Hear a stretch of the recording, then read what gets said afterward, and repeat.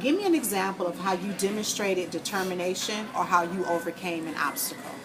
Um, One way that I overcame an obstacle was I'm in the robotics team, and we are assigned into subgroups to build each of our robots. So each part of a robot. So I was assigned to the chassis team, and we were assigned to build like the frame and motors of the robot that make the robot move.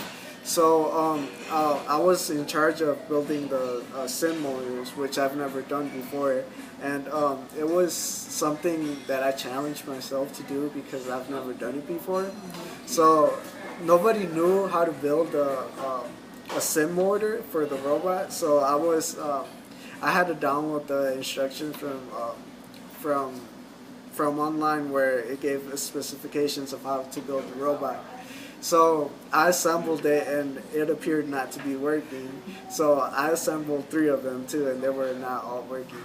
So so I took them apart like three times and reassembled them again. And I couldn't find the defect that I had done to the sim motors. So so I went piece by piece and reassembled them and assembled again to see what was the piece that I had not done. And apparently it was a gear that I had not pressed down hard enough onto each of the motors that was my fault. And once I got like overcame that obstacle, that little challenge I had of because I was frustrated Of course. with like reassemble them and assembling them again. Right. And I think that's how I overcame my obstacle, by being persistent and having patience with taking them apart and putting them back together. And I think that's how. Okay. Do you think that failure is a permanent condition? Why or why not? I don't think failure is a permanent condition because if you learn it, you won't fail the next time. Okay. So so once you fail the first time, you're gonna know where you failed at the second time, and you won't fail the second time than how you did the first time. Gotcha. Okay. What does it mean to pay it forward? And have you ever paid it forward? Well, I think paying it forward means giving back to the community, either by volunteering or giving back to people who don't have like are how do you say it?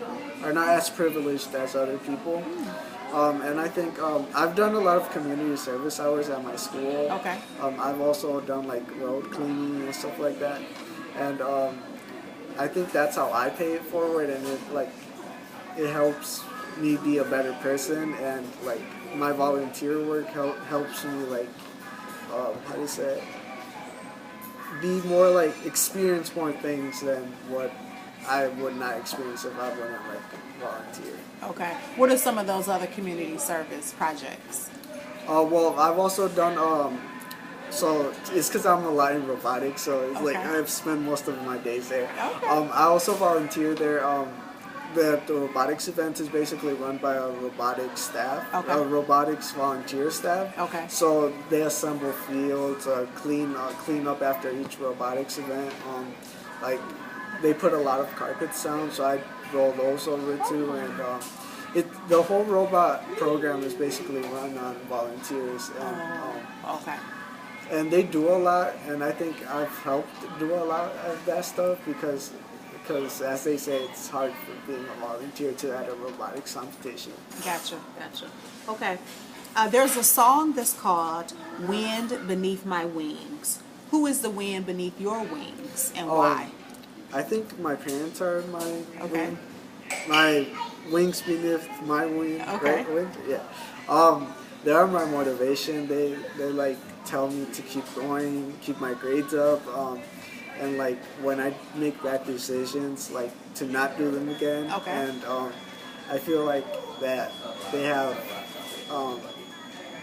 been my motivation since basically the beginning of high school, because they want me to graduate, want me to have a college career. Okay. And and I feel like I will disappoint them if I don't. Okay. And I also want myself a college career. Okay.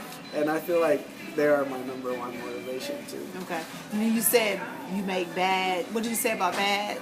Bad decisions. Bad decisions. Yeah. Okay, give me an example of a So, bad like, decision that Basically, they helped you with. Oh, there's a lot. Yeah, let me think. When ooh, You mentioned before about grades or something like that. well, my grades, yeah, I tell them like when I'm like doing bad in school. Okay. So they like either get me like in trouble for not having my grades up. Okay. And it really like affects me because they don't usually get me in trouble. Okay. And once they see like that grade is down, they either like tell me to keep my grades up, or so one time they went to my teacher's classroom and asked about my grades because that's how bad it was. I had an E. Oh. And yeah, they want me to succeed. So Gotcha. they're like always watching over me. Okay. So you get the E turned into what? It turned into A. A. It was an A. Oh, what class was this? It was what was it? Math. Math. Yeah. Oh gosh. I redid all those assignments. And Okay. it was hard. Gotcha. Okay. Now, how are you financially needy or underprivileged?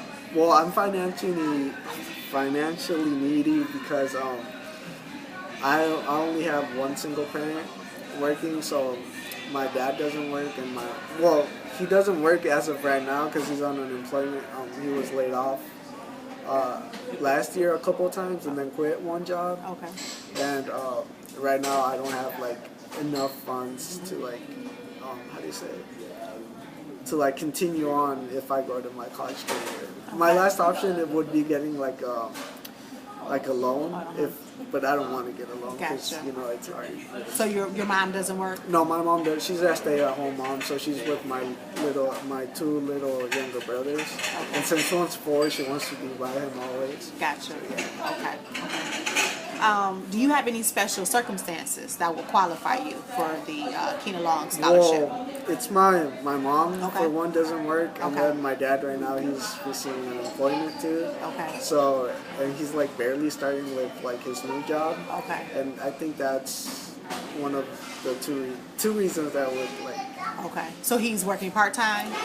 Well, he gets like called in. Oh, okay. And so one day he might work. One So day, not regular. Yeah, not regular.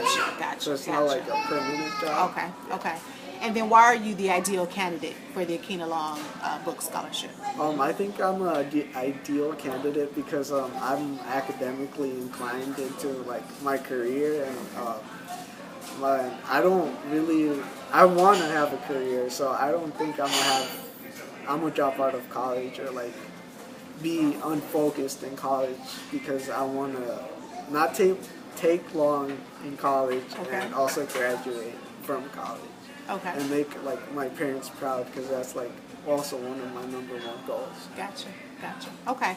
How would you define humility? So humility. Oh, it was so fun. Humility. I defined it as like being humble. Okay. So I think I perceive that word as humble because I'm like that person that doesn't like to show off stuff too. So I feel like I don't. Some people might get offended by what you have and not have, and it really like impacts someone. And I feel like it's a person that's like, how do you say it? It's a person that doesn't like take their stuff and like show it off to other people. Gotcha. Okay. Well, great. Thank you so much, Thank you. Brian. I appreciate the interview. Thank you. Okay.